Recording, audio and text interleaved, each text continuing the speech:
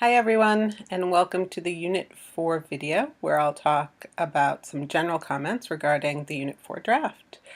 For these popular pieces, what we relied on was that you guys became experts throughout the semester in a particular area of exploration, and for the popular piece, you were able to translate it to a general audience. I'd say for the most part, you guys did really well with this. I know a lot of you were more comfortable with this piece than with any other piece. As with the other comment videos, I'm going to go through the grading highlights and make a couple comments. Before we get to the grading highlights, I do want to remind you that you need a clear audience and goal. And both of these should be noted before the paper or the essay or the web page actually starts. So you'll put audience, who your audience is. Again, be very specific. I saw many of you were even adding a potential publication, which I think is great. Readers of the Globe, readers of the Northeastern newspaper.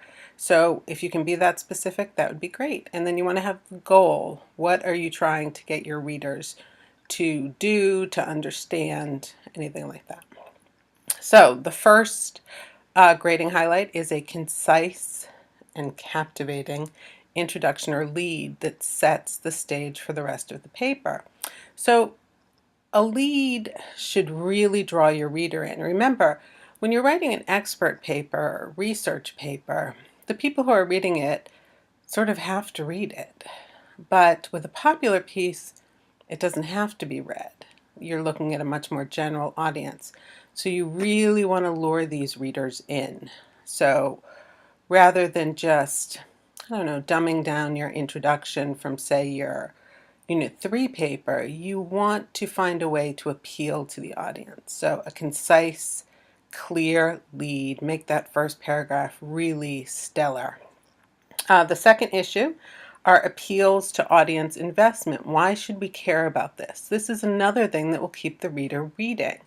If you can't make us care about what's happening, then we're probably not going to read on. So you're going to want to appeal to us in some way. Many of you are doing so emotionally, logically. Any way you do it is fine, but make sure you have that appeal.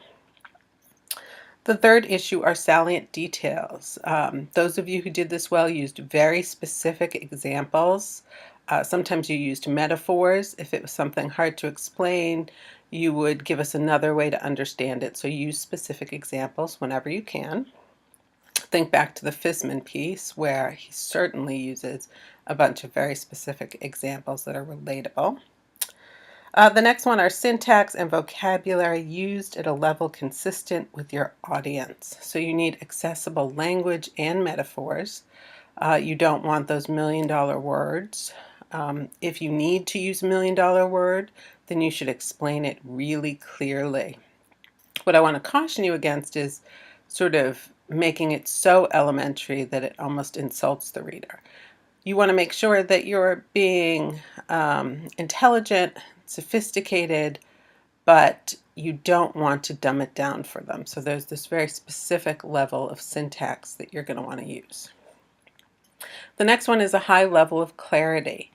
And clarity doesn't mean make it boring. It just means make sure that the reader is along for every single sentence and that every sentence points us to the next sentence or to the next point.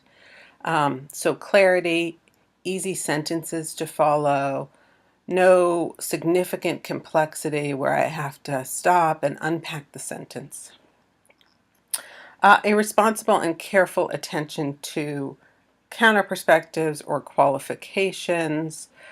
This is going to help give readers a context. So if you're writing an op-ed, you're going to want a counter argument. If you're writing a BuzzFeed article, maybe in the little introductory part or in the concluding part, you could add something about what gives this context, who would disagree, or what are the implications of you making these claims. Again, few grammar issues. And then finally, citations following a noted style.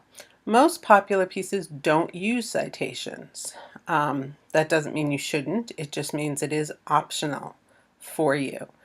If you're doing a BuzzFeed article, citing the images you use is probably a good idea, but again, if you choose not to do it, that's totally fine, and that part of your grade just won't be applicable. A few more things. One is you are an expert, and it is your job to make this appealing to your reader. The second thing is the word count. A lot of you said you struggled with the 1,000 word count, and I completely understand that. Do not stretch it. So I am giving you leeway here to say, if you need to edit it down, if you need to truncate it to make it more clear, go for it. I'm not going to hold you to the word count. I think if it falls too short, in other words, if you turn in a 300-word piece, it's not really meeting the assignment, but if something comes in at 800 words, you're fine, okay? And then finally, the response memo. The response memo should come before your paper. If you are uploading it to Blackboard, you will put it before the first page of your paper, save it as one document, as we have all semester, and upload it to Blackboard.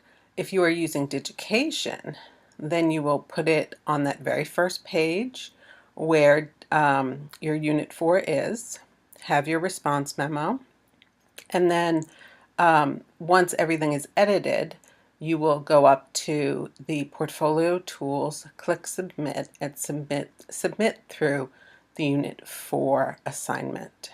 So I hope that's clear. I'm looking forward to seeing these final ones.